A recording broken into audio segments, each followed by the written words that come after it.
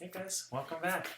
Now we're doing chapter 7, A Bad Word. Uh-oh.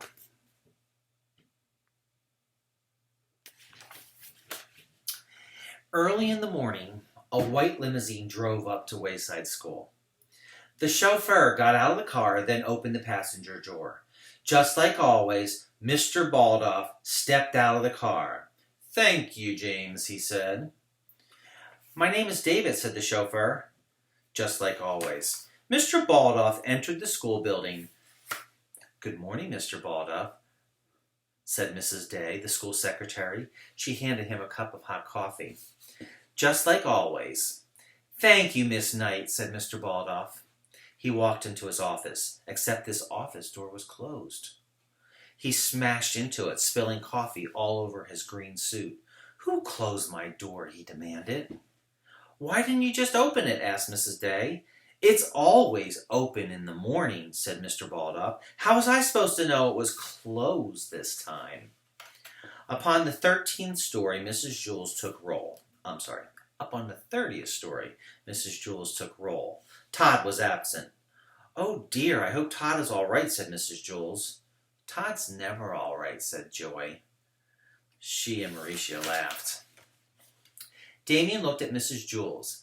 Ever since he returned to Wayside School, he'd thought there was something different about her, but he still couldn't figure out what it was. Mr. Baldoff's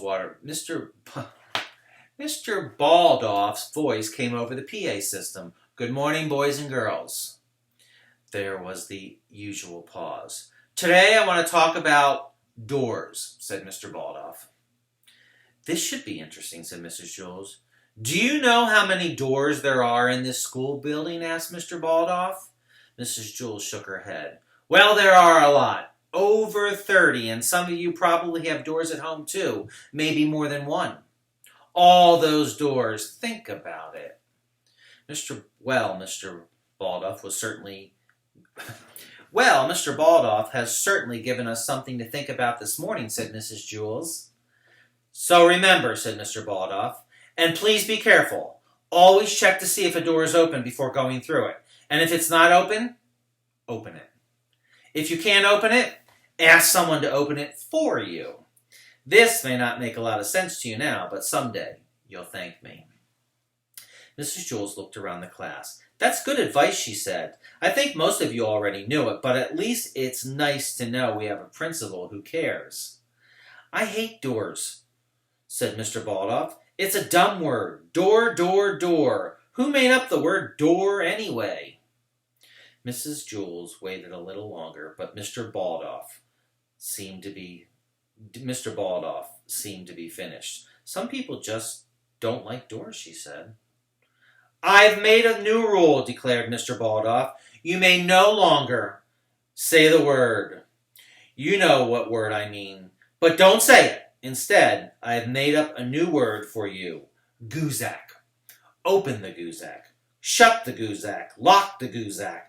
Don't you think that's a better word? I do. From now on, the other word is a bad word. I have made my decision."